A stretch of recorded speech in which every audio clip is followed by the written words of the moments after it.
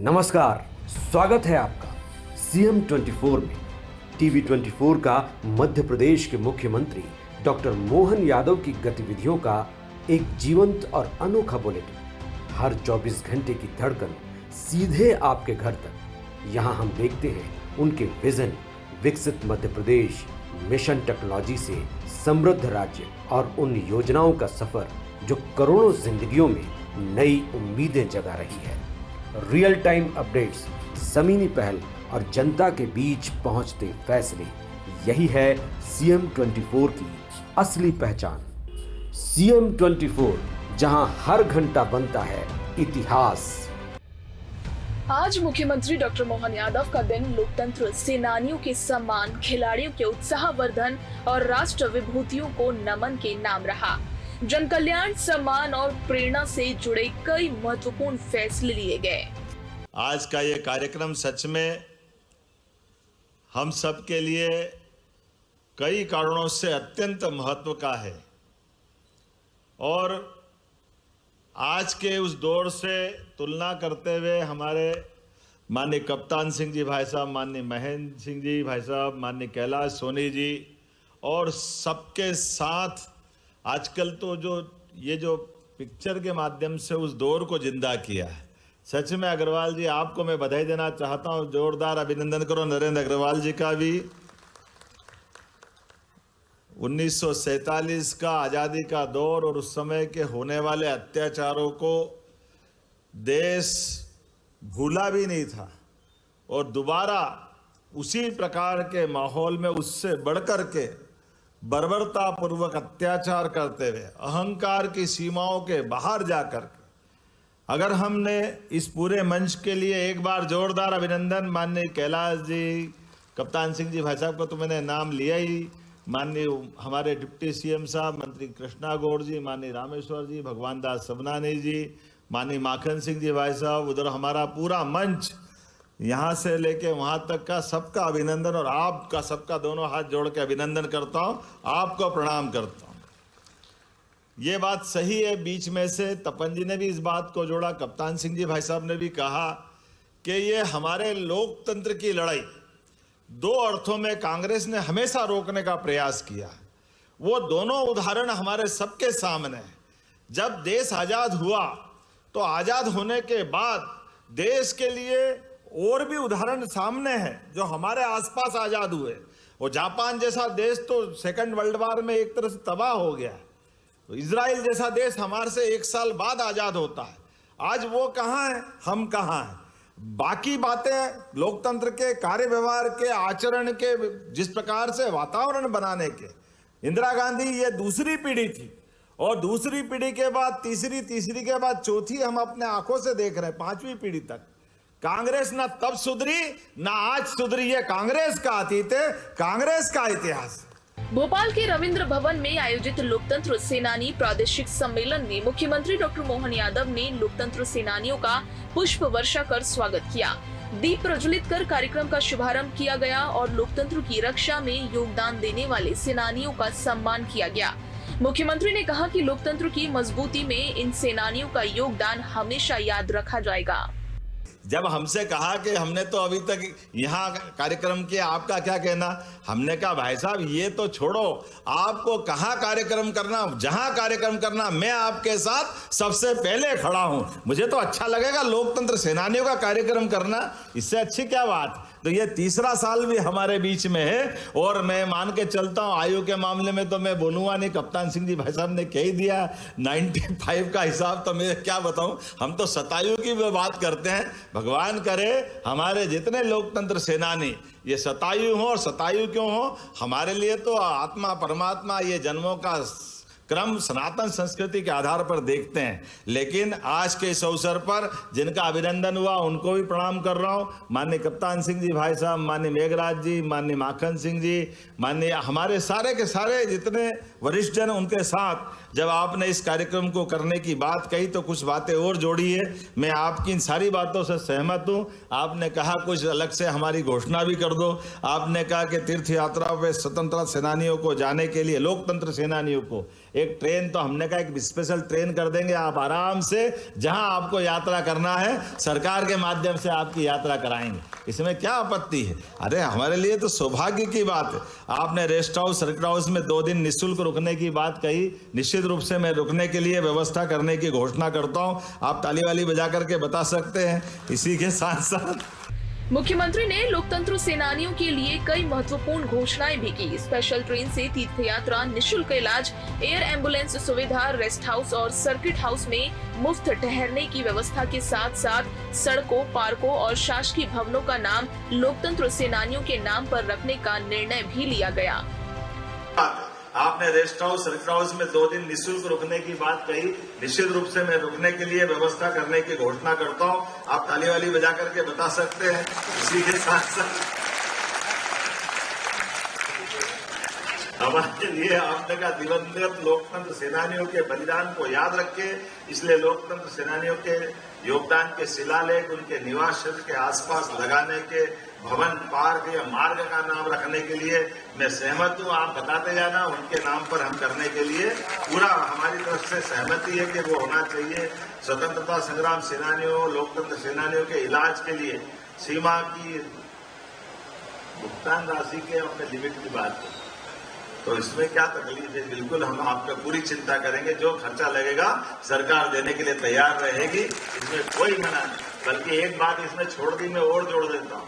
हमारे लोकतंत्र सेनानी अपने राज्य के अंदर कई जगह छोटे छोटे स्थान पर भी रहते हैं, और ऐसे में कभी कोई गंभीर बीमारी पड़ी और वहां राज्य के उस अस्पताल में इलाज नहीं है, तो हमारी एयर एम्बुलेंस निःशुल्क लेकर के आएगी और उनका इलाज कराएगी। ये व्यवस्था भी हमारी सरकार के माध्यम से होगी, क्योंकि चिकित्सा में अच्छे इलाज के लिए, त्वरित गति से पहुंचाने के लिए आज के जमाने में जब हमने ये योजना सबके लिए लगाई, तो लोकतंत्र सेनानियों को क्यों लाभ नहीं मिलना चाहिए? इसका लाभ मिलना ही चाहिए, क्योंकि बीमार कहीं भी हो, हमारे कोई भी अपने स्वजन है, इसीलिए उसकी चिंता करना चाहिए। जिनके ताम्रपत्र, आपने पहले कहा कि लोकतंत्र वृद्धावस्थाकरण ट्रेजरी या जिला बदलाना चाहते हैं, बैंक का खाता या शाखा बदलाना चाहे, उनको ये सुविधा देना चाहिए।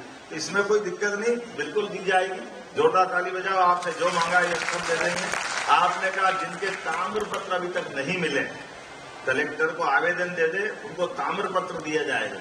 तो इसमें ताम्रपत्र में तो कोई परेशानी नहीं है, सूची भी फाइनल है, सूची में कोई नाम बढ़ाने की जरूरत भी नहीं, वो के वही है। तो उसमें जिसने नहीं ली है उनको देने की घोषणा करते हैं, उसमें कोई परेशानी नहीं। आपने कहा मध्य प्रदेश के समस्त कार्यालय में लोकतंत्र सेनानी जहां भी जाते हैं वहां अधिकारी सम्मान के साथ उनको मिलने में प्राथमिकता दे। ये अच्छी बात है। वैसे हमारी सरकार के माध्यम से हर एक व्यक्ति को जहां जिस प्रकार से मिलने जाना है, और ऐसे में अगर लोकतंत्र सेनानी जा रहे हैं, और ये तो ऐसी बात है कि आपके लिए क्यों मौका नहीं होना चाहिए। हमने तो कहा हर वृद्ध बुजुर्ग के साथ हर एक वरिष्ठ नागरिकों को सम्मान के साथ अधिकारियों को मिलना चाहिए। मैं आपकी इस बात से भी सहमत हूँ। बराबर सम्मान के साथ मिलेंगे और उनसे बात करेंगे, उनकी कठिनाई को समझेंगे, उनके सकारात्मक सुझावों को स्थानीय स्तर पर लागू करने का काम करेंगे।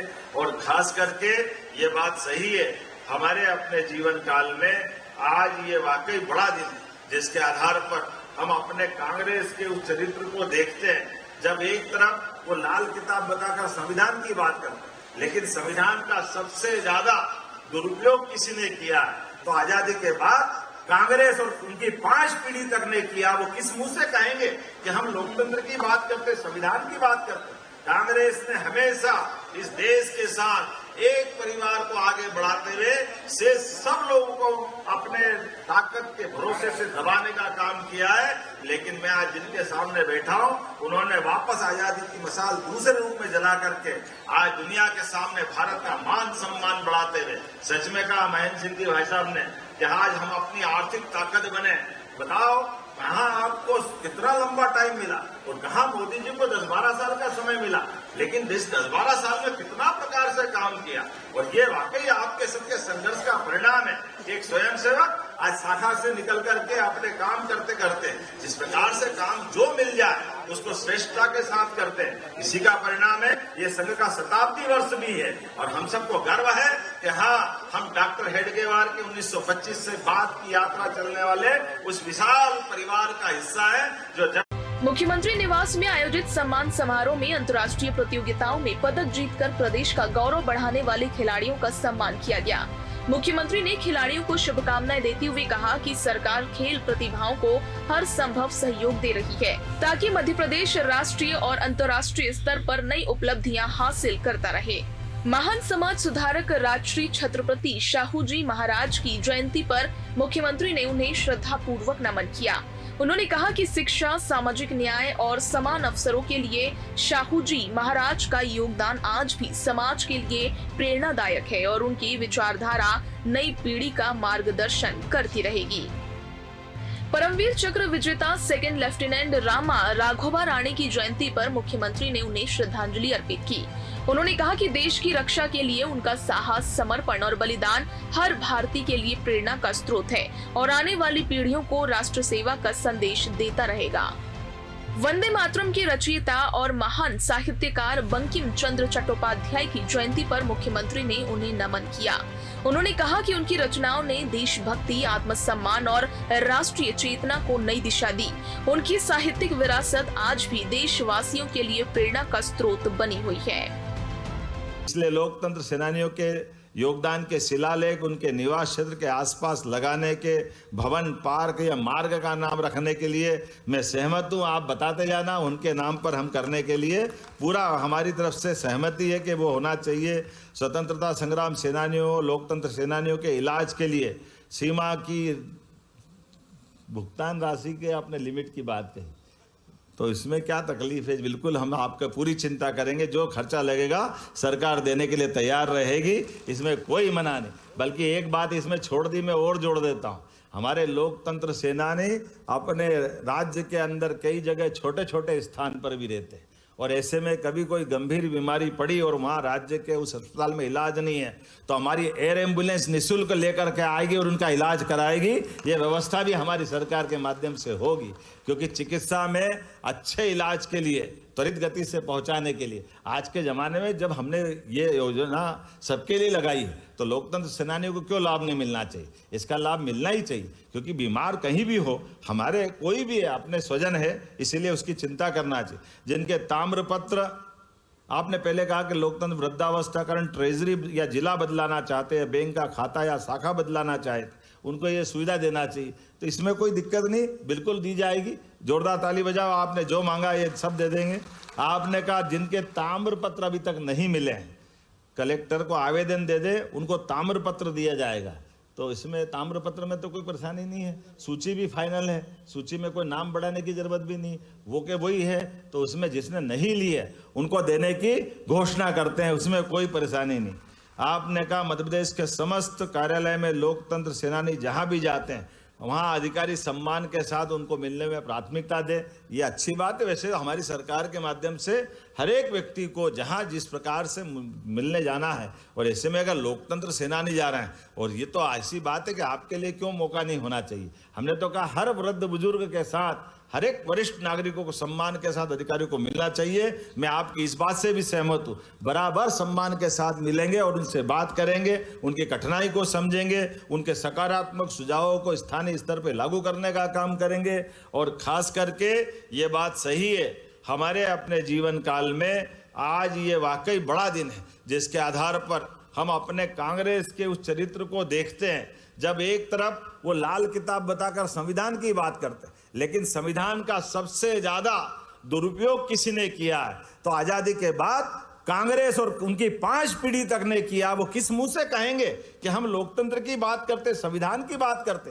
कांग्रेस ने हमेशा इस देश के साथ एक परिवार को आगे बढ़ाते हुए से सब लोगों को अपने ताकत के भरोसे से दबाने का काम किया है। लेकिन मैं आज जिनके सामने बैठा हूं, उन्होंने वापस आजादी की मसाल दूसरे रूप में जला करके आज दुनिया के सामने भारत का मान सम्मान बढ़ाते हुए, सच में कहा महेंद्र सिंह जी भाई साहब ने कि आज हम अपनी आर्थिक ताकत बने। तो बताओ कहां आपको कितना लंबा टाइम मिला और कहां मोदी जी को 10-12 साल का समय मिला, लेकिन इस 10-12 साल में कितना प्रकार से काम किया। और ये वाकई आपके सबके संघर्ष का परिणाम है। एक स्वयंसेवक आज शाखा से निकल करके अपने काम करते करते जिस प्रकार से काम जो मिल जाए उसको श्रेष्ठता के साथ करते हैं, इसी का परिणाम है ये संघ का शताब्दी वर्ष भी है। और हम सबको गर्व है कि हाँ, हम डॉक्टर हेडगेवार के 1925 से बाद की यात्रा चलने वाले उस विशाल परिवार का हिस्सा है, जो जब जब भी आवश्यकता आवश्यकता पड़े देश के अंदर, ऐसे मसलों पर अपनी परीक्षा में कसौटी पे खरे उतरते हैं। मेरी अपनी ओर से इस पूरे आयोजन के लिए सभी आयोजनकर्ता को बहुत बहुत बधाई। भारत माता की, भारत माता की, बहुत बहुत धन्यवाद। भारत माता की जय। मुख्यमंत्री ने अपने संदेशों में जनसेवा, सामाजिक समरसता, खेल प्रोत्साहन और राष्ट्र निर्माण को सरकार की प्राथमिकता बताया। उन्होंने कहा कि प्रदेश सरकार हर वर्ग के सम्मान, विकास और कल्याण के लिए निरंतर कार्य कर रही है तथा मध्य प्रदेश को विकास के नए आयामों तक पहुंचाने के लिए प्रतिबद्ध है। सम्मान, सेवा और विकास के संकल्प के साथ मुख्यमंत्री डॉक्टर मोहन यादव का आज का दिन जन कल्याण और प्रेरणादायक पहलों के नाम रहा। Bureau report, CM24 Bhopal.